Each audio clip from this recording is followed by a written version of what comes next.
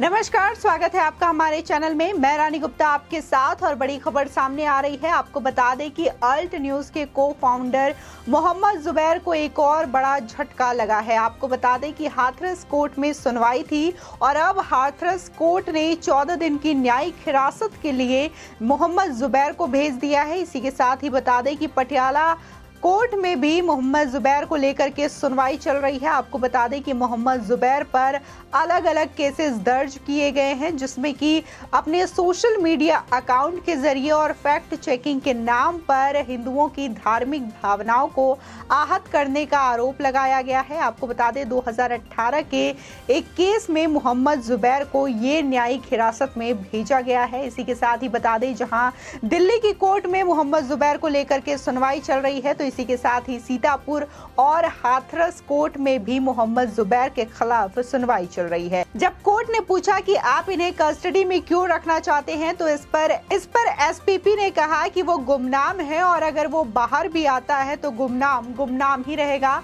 हम उससे संपर्क करने की पूरी कोशिश करेंगे। आपको बता दें कि इसको लेकर के लगातार सोशल मीडिया पर मोहम्मद जुबैर को लोग ट्रोल भी कर रहे हैं और उसके खिलाफ भी आवाजें उठाई जा रही हैं कि फैक्ट चेकिंग के नाम पर मोहम्मद जुबैर ने लगातार हिंदुओं की भावनाओं के साथ मजाक उड़ाने की कोशिश की है, हिंदुओं की भावनाओं को आहत किया है। इसी के साथ ही दूसरी बड़ी खबर आ रही है। आपको बता दें आज सीएम योगी आदित्यनाथ मानसरोवर मंदिर पहुंचे गोरक्षपीठ के और यहां पर उन्होंने दर्शन पूजन किया। इसी के साथ ही मंदिर का सौंदर्यीकरण किया गया था, जिसका सीएम ने लोकार्पण किया। इसके साथ ही आपको बता दें कि वहां पर दर्शन पूजन करके उन्होंने रुद्राभिषेक किया और इसी के साथ ही लोक कल्याण के लिए मन्नत मांगी।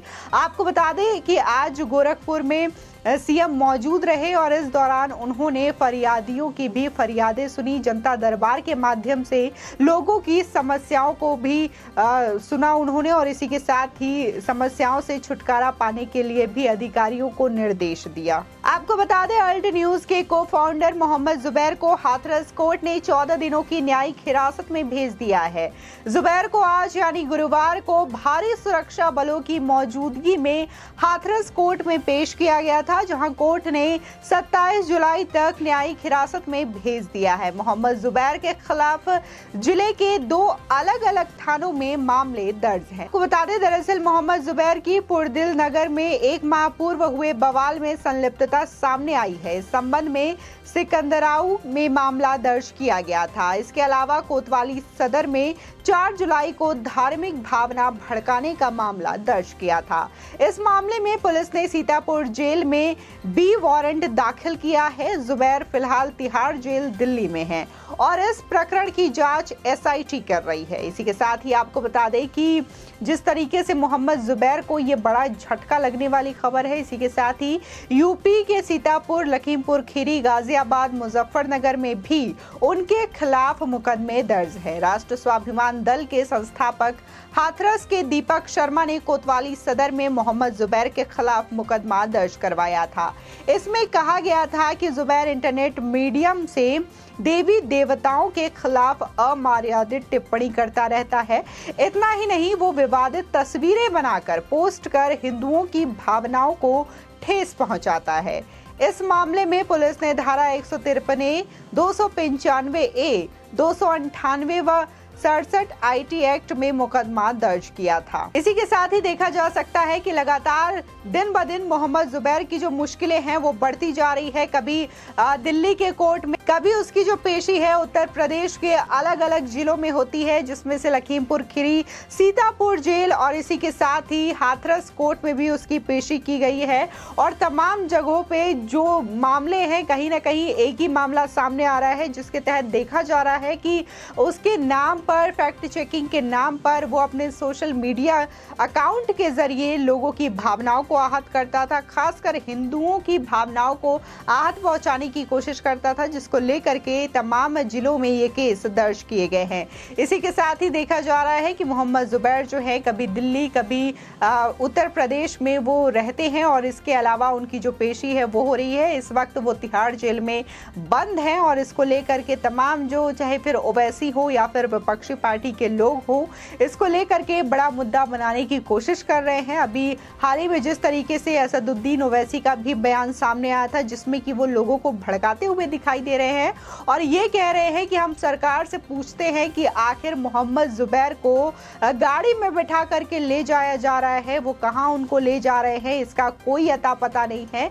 जबकि जिस तरीके से जहां जहां पेशी हो रही है, बाकायदा पेशी की तस्वीरें भी आ रही है, खबरें भी आ रही हैं कि आज मोहम्मद जुबैर जो है वो दिल्ली की कोर्ट में पहुंचे हैं या फिर सीतापुर कोर्ट में पहुंचे हैं या फिर हाथरस में पहुंचे हैं। तमाम तस्वीरें आ रही हैं, तमाम न्यूज आ रहे हैं। इसके बावजूद ओवैसी जो है भड़काने का काम लोगों को कर रहे हैं। इसी के साथ ही बता दें, दूसरी ओर बड़ी खबर आ रही है। गोरक्ष पीठाधीश्वर एवं उत्तर प्रदेश के मुख्यमंत्री योगी आदित्यनाथ ने श्रावण मास की शुरुआत पर गुरुवार की सुबह मानसरोवर मंदिर में जन कल्याण के लिए रुद्राभिषेक किया।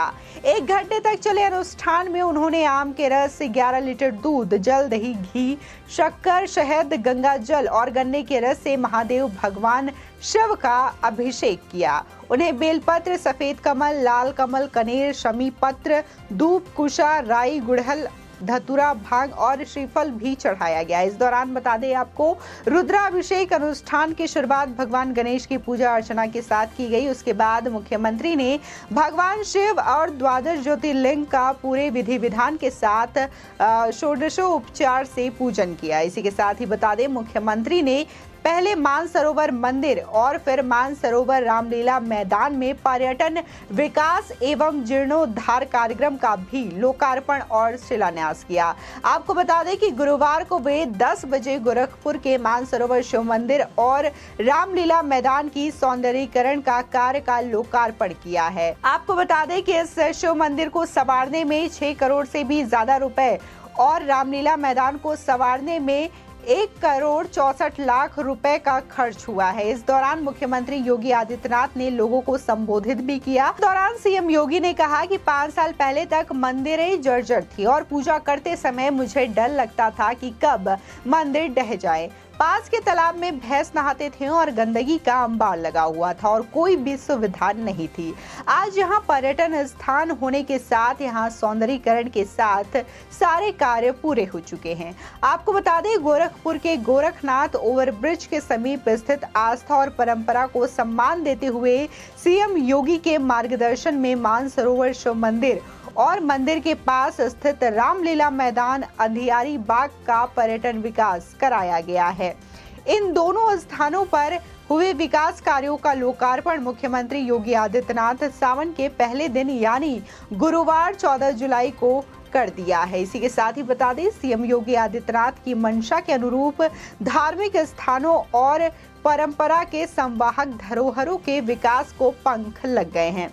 आस्था और परंपरा के प्रतीक आध्यात्मिक और सांस्कृतिक स्थलों को संवार कर नए रूप में लोगों को उनकी ओर आकर्षित कर रहा है। ऐसे स्थान नए स्वरूप में अपनी ऐतिहासिक प्रासंगिकता को न केवल अक्षुण्ण रखे हुए हैं, बल्कि इनके जीर्णोद्धार के बाद आस्था और परंपरा का और सम्मान बढ़ा है। इस दौरान सांसद रवि किशन शुक्ला, मेयर सीताराम जायसवाल, विधायक विपिन सिंह, पुष्पदत्त जैन व अन्य लोग भी मुख्यमंत्री के साथ मौजूद रहे। आपको बता दें कि गोरखनाथ मंदिर में गुरुवार की सुबह मुख्यमंत्री की जो रूटीन है वो वैसे ही रही। इसी के साथ ही वो 5 बजे सबसे पहले बाबा गोरखनाथ के दरबार में उन्होंने हाजिरी लगाई और उनकी पूजा अर्चना की। इसके बाद वो अपने गुरु ब्रह्मलीन महंत अवैधनाथ की समाधि स्थल पर जाकर उनका आशीर्वाद लिया। इसी के साथ ही वो हमेशा की तरह मंदिर परिसर का भ्रमण करने के लिए गौशाला में गए और आधे घंटे गायों के बीच रहे।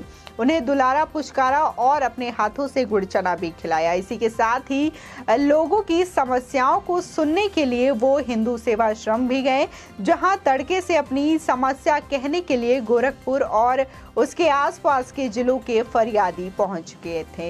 यहां पर सीएम योगी ने सभी की फरियादी सुने और इसी के साथ ही अधिकारियों को निर्देश दिया कि जिस तरीके की उनकी समस्याएं हैं उनको जल्द से जल्द समाधान किया जाए। इसी के साथ ही जिस तरीके से मोहम्मद जुबैर की जो परेशानियां हैं वो लगातार बढ़ती जा रही है, जहां एक बार फिर से हाथरस कोर्ट ने अब 14 दिन की न्यायिक हिरासत में जुबैर को भेज दिया है, तो लगातार जो पुलिस है इससे पूछताछ करेगी और इसके साथ ही माना जा रहा है कि कई अहम जो सबूत है, राज है, वो पुलिस के हाथ लगेंगे। और जिस तरीके से तमाम सोशल मीडिया पर ट्वीट्स किए गए हैं, फेसबुक अकाउंट को भी जुबैर के द्वारा डिलीट कर दिया गया है, तो उसको भी लगातार खंगालने की कोशिश की जा रही है।